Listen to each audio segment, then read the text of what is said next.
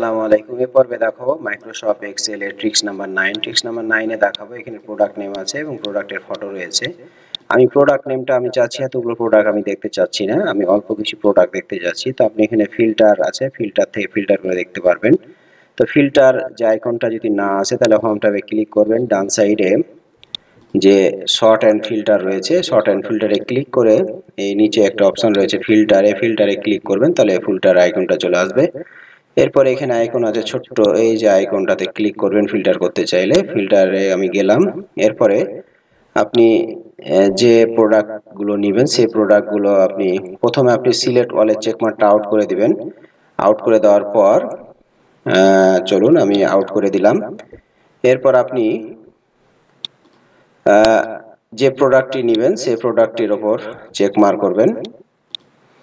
হ্যাঁ, check mark করলাম। আমি চাচ্ছি ব্যাগ নিব এবং বুক নিব, আমি এই দুটিতে চেক মার্ক করলাম। এরপরে ওকেতে ক্লিক করবেন।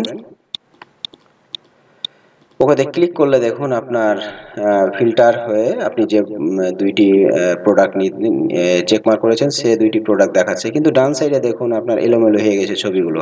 তো আমি চাচ্ছি যে প্রোডাক্টটি আমি সিলেক্ট করব ফিল্টার করার জন্য সেই প্রোডাক্টেরই শুধু ছবিগুলো দেখাবে, অন্য কোনো প্রোডাক্টের ছবি দেখাবে না। এটা কিভাবে করবেন?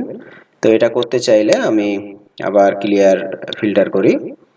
এটা করতে চাইলে আপনি যে ছবিগুলো আছে ছবিগুলো নেওয়ার পরে আপনি একটা কাজ করবেন। তো ছবিগুলো সিলেক্ট করেন, কন্ট্রোল চেপে থেকে সিলেক্ট করলাম।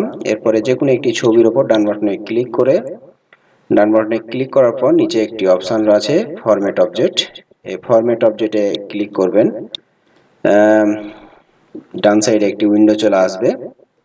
এরপরে এই যে আইকনটাতে ক্লিক করবেন।